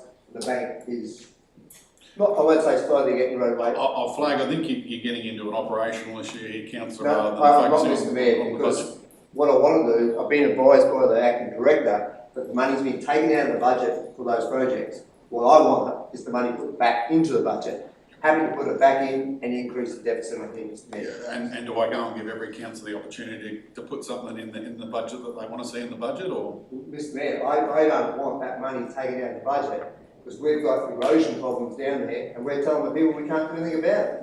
Mr. Mayor, I want the money back in the budget. Okay, all right, I'm going to move to put this on the table and we'll take it offline to have a bit more of a discussion around it, because I think we're going down a slippery slope with it. So I move to put the report for the BR2 review on the table. Those in favour? Carried. That was you as well, Clay. Carried 7-0. Yes, I agree. Thanks. Okay, we'll move on to item 12.2, the monthly finance report. Councillor Collins move and Councillor Clifford second. Director Bradshaw, would you like to speak to this one? Thank you, Mr. Mayor. Councillors, you have before you the monthly finance report for the period ended 28th of February. Financial statements at this time of the year do represent a vastly different picture to what we just talked about in relation to what the revised position for 30 June 25 might look like. You will note that the current report shows an operating surplus of just under $37 million, and that's significantly influenced by the rate levies which were issued in February and due and payable by March. So we're recognising the revenue well in advance of expenditure being incurred. We continue to focus our efforts around maximising what that revenue will look like for council, and looking at where there are gaps in some of the fees and charges and other revenue sources outside of rates, to make sure that we have a clear understanding if there are management issues in there or if there are just timing issues related to it. The expenditure is relatively on track, and whilst the materials and services is under budget at this point in time, we are continuing to monitor the spend on staff to make sure that stays within the budget parameters that we have identified. The operating position continues to, I suppose, mirror the performance of the organisation maintaining its budget, and that's something that we'll continue to look at through the balance of the financial year. In relation to the work being done around our assets, you can see from the table 2 on what's page 292 of the full agenda, the actual value of council assets in net terms has gone to $1.435 billion. So we continue to capitalise that work in relation to a lot of the infrastructure movements that we have from past activity, but also from current infrastructure investment. Cash balances remain relatively sound at this point in time, and you will note that that balance has dropped, and it's certainly under what cash was held at the previous end of financial year. That's in part due to the rates levy issue, but it also is a reflection on the delivery of the capital program and the fact that the budget itself is generally spending on track. It just means there's less funds available for investment, and that does reduce the investment income. The capital delivery chart does show the position that I referenced when I was talking about the revised budget before, where once we understand and reflect the value of the commitments and the actuals completed, we are just a little bit under what the target line looks like, but generally on track in terms of the delivery as was forecast for that budget review 2, delivery across the balance of the financial year. All of the indicators are within traffic lights at this point in time. It generally demonstrates that we are in a sound operating position at this time of the financial year, and the timing of the revenue is probably just skewing the current performance a little bit. Happy to take any questions on the monthly report. Director Jason, just I guess regards to employee costs, I note that even though salaries seem slightly under budget as a total cost pool, we're actually tracking above budget. It's mostly been due to allowances and overtime. And look, this might be one for you, Mr. CEO, is I guess understanding sort of why those are higher and what the driver of that might be. Mr. Mayor, I'll kick off and let Jason forward. I think what we're trying to do, we set ourselves a fairly significant vacancy target in relation to our employees' wages and salaries, over $1 million to be found during the year. Some of that's to do with the turnover in terms of positions that are vacant, but we've also been trying to fill our positions to ensure that we're completing the work that we're doing. So I think the concept is to try and move towards close to 100% in relation to wages. And over the next few months, we'll be doing a range of techniques to ensure that we can pull that back to make sure it's actually at 100% or below by the end of the year. Jason, may want to provide some more specifics. Yeah, thank you, Mr. CEO.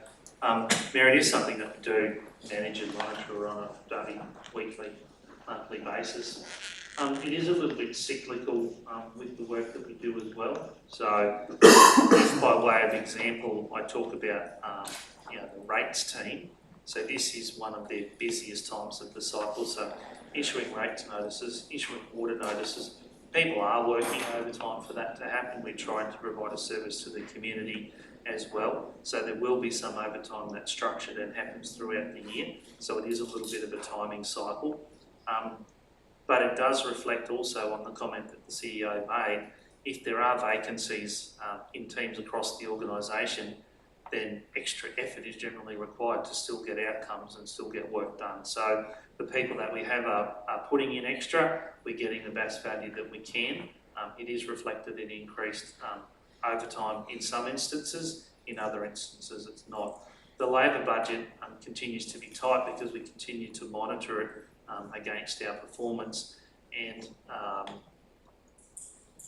I suppose reduce our reliance on any external support that we can to make sure that the employees and the organisation build some of its own sustainability over time. So we'll continue to monitor that throughout the balance of the year. That's all right. Yeah, thank you, through the chair. And probably just to add to that as well, I know rain events probably don't, help things either. Like the staff are working extremely hard, and with road closures and different things, like that's what happens. So that just a shout out to those teams. Like I know they've worked a lot of weekend work, a lot of overtime, and it needed to be done for the safety of the residents. But they do a fantastic job. Thank you. Any further comments or questions on the monthly finance report? Okay, Nancy, just note there, you haven't got a seconder. There was Councillor Clifford. Yeah. So the motion to council receive the monthly financial report, including unaudited financials for the period ended 28th February 25, are put to the vote. Those in favour?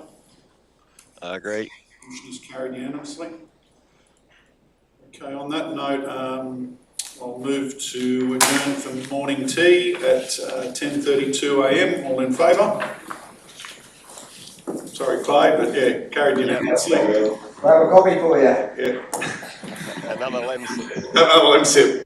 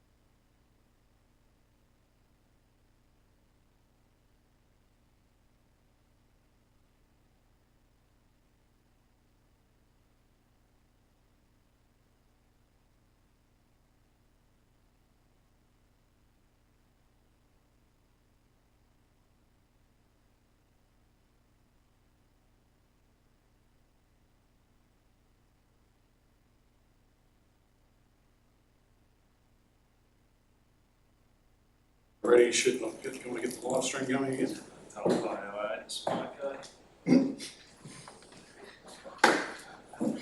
Okay, so we'll resume from morning tea at 11:03, everyone. Okay, so just dialing back to item 11.1, budget review 2. So I'll move to take the item off the table. So put it. Those in favour? Carried unanimously. Any further discussion on that one? Happy to move forward with the recommendation? Yes? Councillor Finlay? We're happy to move on with the recommendation. I guess I'm allowed to. Just one concern. Particularly in relation to, and I'm happy to put Warren to refer back to Warren. Take it on notice, yeah. Take it on and Yeah, provide to what's needed. But I guess where I was coming from as Mayor was, I had an email to, you won't shut that door for any confidential. No, we're not confidential, no. Oh, okay. No, we're an open. Oh, okay, so we're in open? Yep. Okay. Oh, Okay. I thought we were going to deal with this in confidential. No, well, we're not confidential business yet, so. Okay, no worries, I'll leave it there. Okay. All right, if we're all happy, we'll move on. So budget review 2, the motion the council resolve to adopt the budget review 2 as presented in the report with the associated items attached. All those in favour? I'm in favour. She's carried unanimously. Okay, so we've actioned 12.2 and now we'll move to item number 13, which is the officer's reports, confidential matters. Move Councillor Clifford, second Councillor Wright, that the council close the meeting to the public at 11:05 a.m. in accordance with section 254J of the Local Government Regulations 2012 for closed meetings, for the purpose of discussing the following items and the reasons for going into closed session. So report 13.1, disposal of part of council freehold land at Shute Harbour Road. Reason G, negotiations relating to a commercial matter involving the local government for which public discussion would likely prejudice the interests of local government. Report 13.2, acquisition of land, rectification of road encroachments on Mountaineer Road. For reason H, negotiations relating to the taking of land by local government under the Acquisition of Land Act 1967. Report 13.3, the Queens Beach Hub licensing opportunities tender. Reason G, negotiations relating to a commercial matter involving the local government for which a public discussion would likely prejudice the interests of the local government. And report 13.4, water charges assessment. Reason D, for rating concession purposes.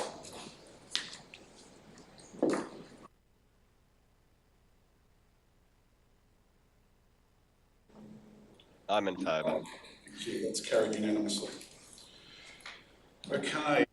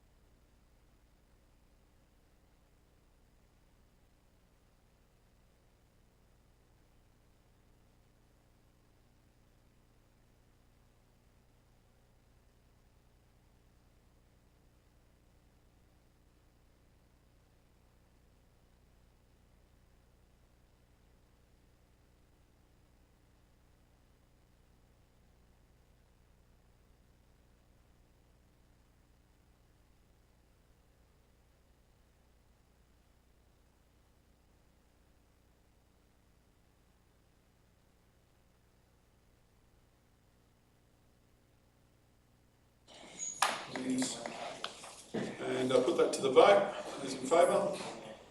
I'm in favour. Carried unanimously. All right, Tal, if you can let us know when we're back up, please. She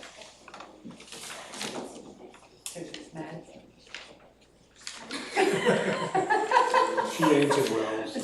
Sorry, Mads. I didn't hear it. How's that for muscle memory? Yeah, it is. That's what I was saying. Yeah, you call me Carl. Julia's call you Carl. I didn't even notice that. Yeah, I do. I'll take that. That's a compliment.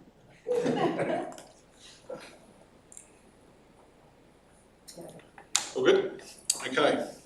All right, item 13.1, disposal of part of council freehold land, Shute Harbour Road.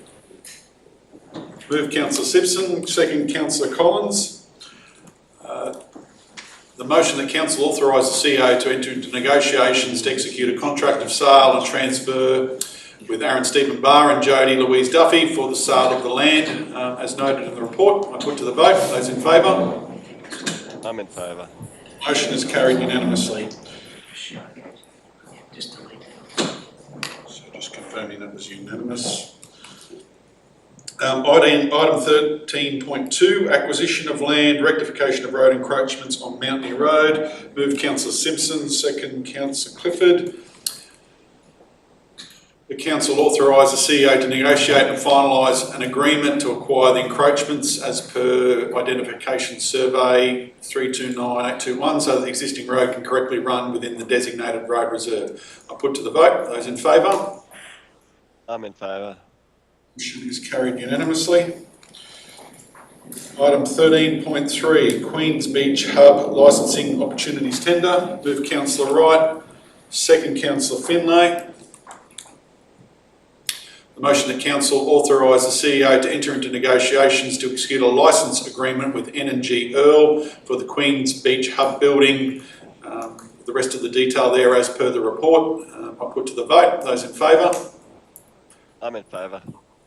The motion is carried unanimously. And item 13.4, water charges assessment. Move Councillor Clifford. I'll second that one.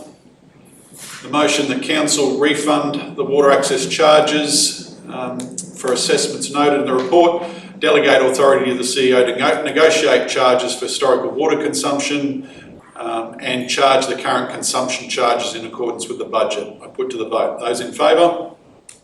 I agree. Those against? Okay, the motion is carried 6-1. Okay, moving on to item number 14, matters of importance. But again, councillors like to raise any matters of importance. Councillor Clifford. Thank you, Mick. On Monday, the Mayor and I had a site inspection down at the end of Aramango Drive.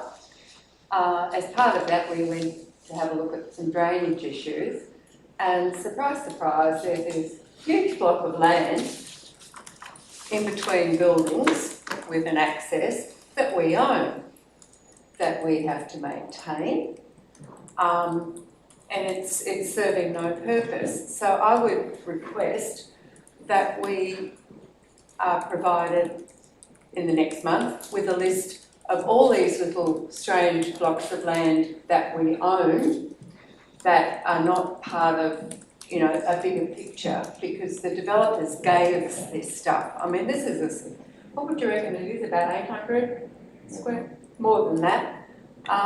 It's quite a valuable piece of land right in the middle of Jubilee Pocket that we're paying to maintain, where we could sell it and then put that money into assets, you know, footpaths, those kind of things. I mean, I know that the Mayor saw a very pregnant lady pushing a pram down Aramango Drive. There's no footpath. Highly populated, very dense area. And I just think that if we've got all these bits of land lying around, that all we're doing is maintaining them and they're not part of our better parks and recreational areas, that we should look at selling them. And, you know, then maybe we can use that to buy something that we do need, rather than these things that are just a drain on our... Can we take that on notice, Mr. Smith? As part of both our network planning and our property review that's occurring at the moment, we will be looking at a number of the properties and also asking our network owners, is this useful today, is it useful in the future, or how do we use it going forward? So I'd probably prefer to take several months and come back to you with a full listing in relation to them, with some specific examples that if any of the councillors have got, we'll interrogate them through. We do have to have a look at, do we own it, as in, are we the trustee or are we the freehold ownership? And that will be an important piece of information for you as well. If I could just, I believe that this was given to council by the developer as their contribution to, you know, the better. But as we've said before, we don't want these little bits of land anymore. And if we can convert those that we can into folding, into cash, it would be much better for the community rather than having these. I didn't even know it was there. Honestly, I did not know that that piece of land was there. Any further councillors? Councillor Finlay? Yeah, thank you. Two matters on board with me. First one, I just wondered if we could start the process of a development process for erosion control along Blue Water Parade down at Rose Bay. Just a little bit of history, Mr Mayor. I've lived down there nearly 30 years, walked the beach nearly every day, and seen the sand move a lot over many years.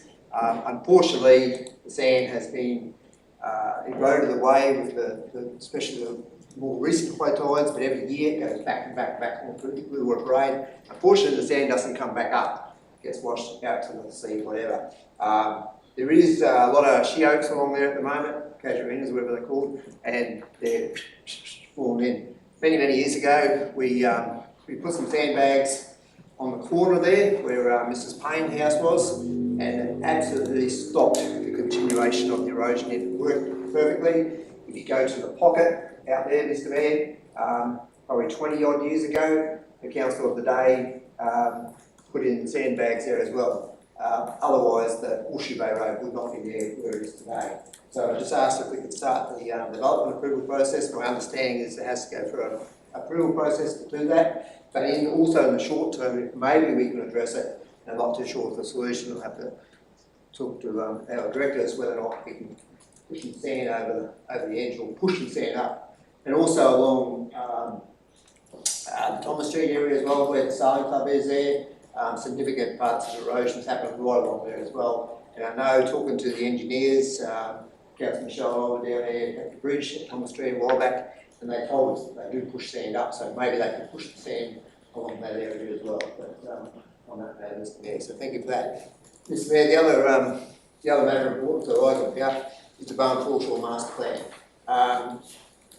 This is sort of what's the word? Reinvigorating the community a little bit. There's a lot of great positiveness from the community to the council about what we're doing down the front beach.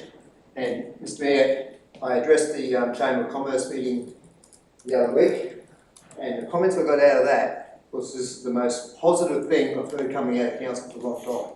And this is, you know, in January I just didn't talk about master plan, I spoke about a lot of things. So there's a lot of great comments coming from the community about what council's doing. A lot of our reports that we're putting up here today are fantastic, and it's about getting them out there to the community, and everything we do here, I get that sent out. But just getting back to the Foreshore Master Plan. This is a great master plan to build upon what we've already got down there, and for the later future of the town, particularly with the marina, the links up to the Flagstaff as well, and then also, Mr. Mayor, I went down to, had a meeting with the Port Denison Sailing Club. They've been around 100 years, nearly 100 years before I was born down there. And I had a look at their facility, and they've got a state land, it's not our council land.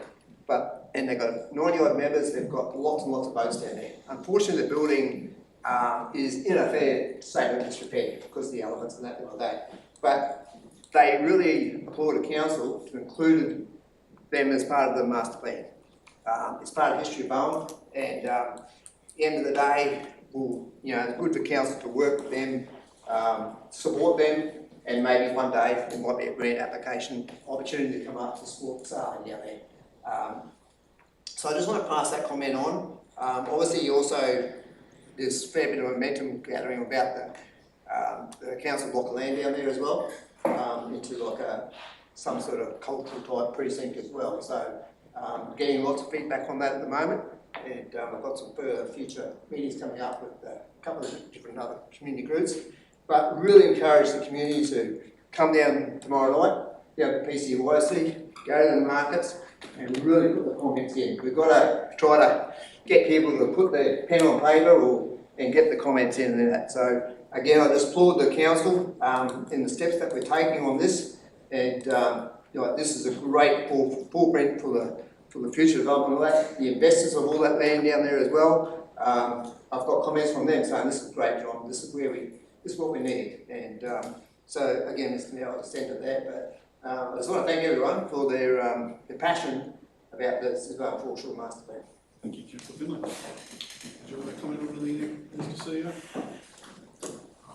Mr. Mayor, I think it's a great opportunity for the community to really have a look at it.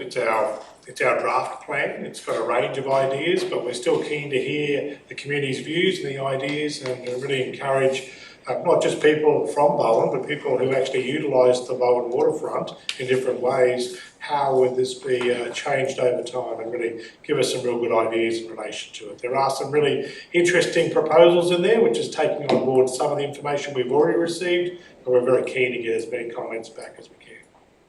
Thank you, Mr. Chair. Any further councillors? Councillor Wright? Could we just touch on John's first point, maybe go to Scott regarding the sandbags? This is no problem. Through you, Mr. Mayor. With the erosion down at Rose Bay there, so Councillor Finlay is correct. Approximately 10 years ago we put in some sandbag walls there, which was really important at the time to protect the cul-de-sac and some council infrastructure behind there. The cost of sandbag walls are pretty expensive, so they're probably around $4,000 to $5,000 per linear metre now. There's quite a stringent process to go through to put sandbags in place, so you have to go through coastal engineering, seek development approval, put the structures in, and then of course it's the funding. So all that takes time. We're happy to take this issue on notice and do some planning around that, and then consider it as a potential capital project in the future. Thank you. Okay. All right, Councillor Collins. Yeah, what was the deal for you?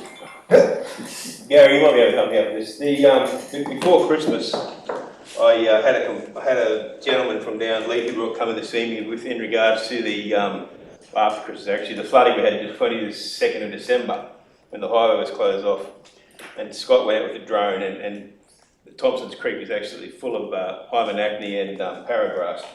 Now, this isn't the only system in the area, but it's filled with grass and trees, and even across the river. I had a fellow come to me the other day. He did some work over there about 5 years ago, and he went back to do some more work up on top of the bank there, and he said the river sand has risen 5 feet in height, and this is what's happening. When they don't take sand out of the Proserpine River, for some reason, obviously the departments, we need to, I don't know how we go about this, we need to get the departments, the main roads, everyone, all the main roads department, we need to clean these creeks out. And we clean these creeks out, and half the issues that go with the flooding. You know, I've been saying for 10 years, dig a bloody drain on Hamilton Plains, and look what's happened this year, you know, so it made a big difference. But we really need to get the departments to have some common sense and look at doing the, getting in and cleaning out these streams and creeks, yeah. So, if, I don't know, I don't need to put a motion or anything, but if someone can follow it up, it'd be much appreciated. So work our way around it anyway, so.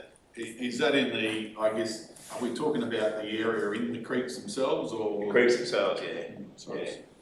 I mean, it's probably something that maybe a letter to, you know, well, I guess the River Trust have got some. Yeah, well, we've got a so probably a letter to the minister or something like that, that obviously oversees that to highlight we need to do more to clean those out. I think we've got the government in there now that might be able to have a bit of common sense in regards to that, you know, so, yeah. Okay. Councillor Simpson. Just follow up on that, thanks. I'm in this field with the new state government, and now, like over the years, a lot of these biosecurity things have been pushed back at a local level rather than a state level. What Councillor Collins was talking about in Hyman Acne, and these were all introduced, not weeds, they're cattle feed, but they're introduced species that have overtaken our waterways, and to Scott's credit, like he tries to do what he can, but we're sort of caught between a rock and a hard place. We're not allowed to use chemicals in certain places, and it doesn't look good. And but the waterways are getting choked up, and you only have to look at Hamilton Plains. And so we need some action. I don't know where we go here, but Thompson's Creek, Hamilton Plains, and everywhere along the council drains along the side of the road needs to be. And it's probably not a lot different to the coastal stuff either. Like, it's not an area we have clear jurisdiction around. You know, we don't regulate what happens in the ocean.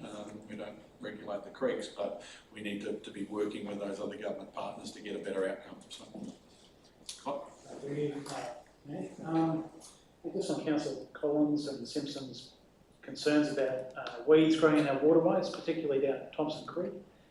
We have had some discussions with the Department of Main Roads around this issue, and they've agreed that Hyman Acne and Paragrass is choking the waterways down there and is constricting the flow of stormwater. So we're working with the Department of Main Roads on a temporary solution there, at least to address the weed problem. So we're hoping to have some work undertaken there in the next month. Thank you, Scott. I think it was 2019, the River Trust actually cleaned out Pig Creek behind the golf course, Lagoon Creek, whatever you want to call it. And what they did, they actually had to wait for it. They dug the Hyman Acne out, waited for it to die, and then they had to burn it off. It's the only way to get rid of it. So, but it's obviously, I believe there's an issue with the golf club with the flooding now. So again, so it's obviously all come back there. So yeah.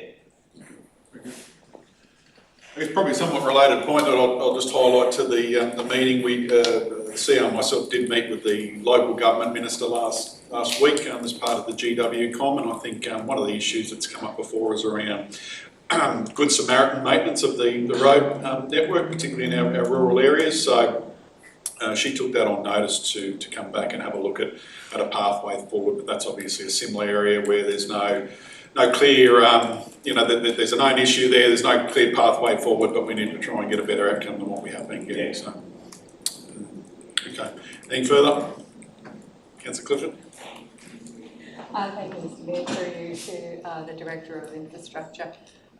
What process do we have to go through to get the terrible bits of Chute Harbour Road fixed after the weather event? I'm not suggesting that we do it this week, but what is the process? Do we sort of say this bit of road's all fallen to pieces and we need to dig it totally out, or are they going to do it, or are we going to try and do it?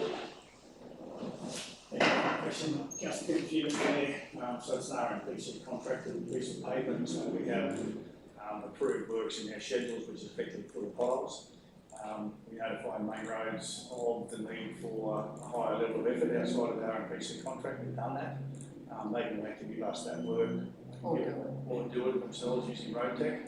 I think the issue is, from your perspective, is that filling the potholes basically what is required as a rehabilitation. Absolutely. I can take it on board and communicate with Main Roads and just seek advice as to what is planned in relation to rehabilitation of that section of road. I don't think there's anything major in the pipeline, but they have had road tech crews around, and the focus whilst it's been on the Bruce Highway, they have been very helpful. There's actually been a lot of deep lift action that we've done with council and road tech working together, so we'll see how we go. Focus has been on Bruce, but we'll see if we can get some. Yeah, I have asked you to pass on to the pothole ferries. They've done a great job, but the road even today is deteriorating again, particularly at that 50 between Jubilee Pocket Road and Coconut Grove roundabout. The whole lot needs to come up and be redone, to be honest. Thank you. Sorry. All the last question was over that section associated with the new development next to Supercheap, and I have seen RMPC, so I have seen TMR's inspectors there and have put some bollards there. So it is named in Main Roads, they need to pursue the management work to see through their responsibilities under the maintenance agreement. So it is known to Main Roads, we're going to follow up on the say how the actions required to be taken because there are a few issues with just the scale of potholes in that transition area. Okay, nothing further. I'll declare the meeting finished at 12:22 p.m. Thank you everyone for your attendance.